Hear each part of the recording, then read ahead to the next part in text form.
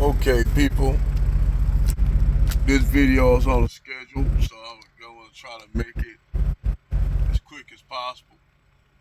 This is my rant in the dark, and I'm going to talk about something that should be discussed. And what made me want to discuss this subject is brother Farik Gasoline and this chick named Alexis Victoria. Now, I've been seeing this chick, Alexis Victoria, a few times on her videos. And how a lot of these women of her ilk come off as though they pretty much were failed swirlers. All of a sudden now they are black men advocates.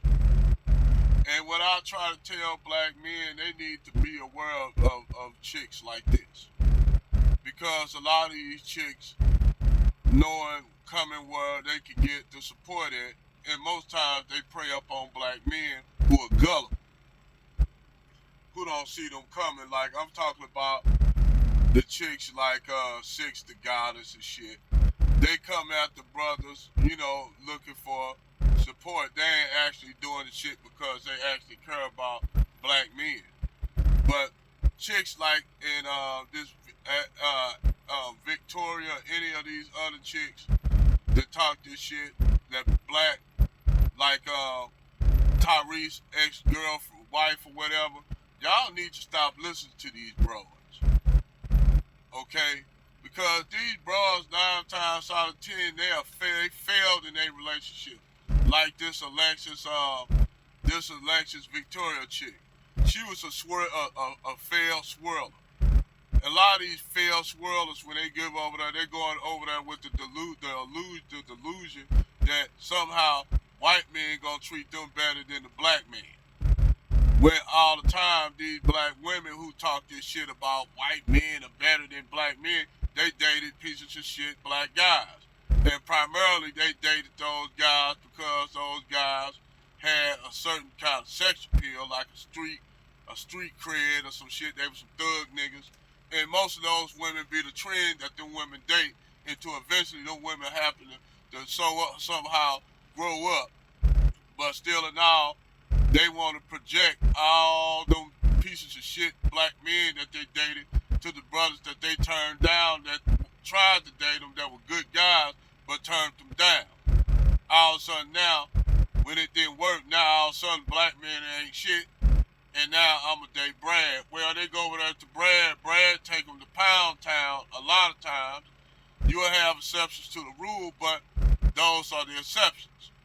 You'll have some of these chicks that's failed swirlers come back over the fence and try to somehow talk about the racism with white men and shit like that.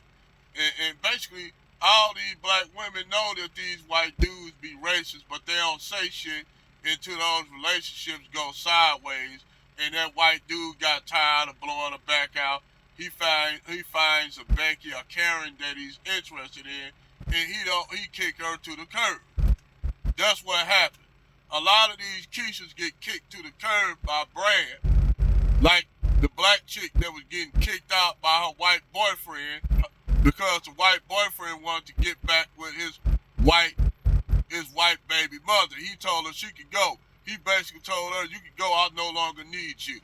And she just recorded. Now, if there was Tyrone and Keisha had been fighting them and all kind of shit. But we all know how black women get down.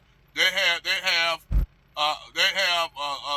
low tolerance of shit with black men, but they have high tolerance when it comes to Brad.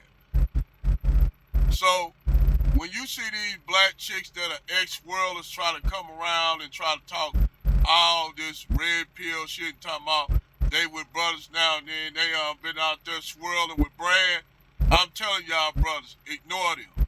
Do not listen to them. Because a lot of times these women are liars. And the only reason why they coming back across the fence because Brad got tired of taking them to Pound Town and kicked their ass out. That's why they trying to come back. That's the only reason why they trying to come back. Because they got tired. Brad was just taking them to Pound Town and sudden they finally figured out that's all it was gonna ever be with Brad. That's all it ever was gonna be with Brad, is taking her to Pound Town. So now, even some of them have biracial kids with Brad. Like that Shakima chick that tried to come back, and then that was a fail, because brothers knew what she was coming from. They like, nah, that's all right, we pass. Then all of a sudden she switch it up again, say, I ain't want y'all ain't worthy of my snatch anyway. But I guess a white supremacist is, huh? Who don't even take her as son, left you a struggling baby mammy. But I digress. Over and out.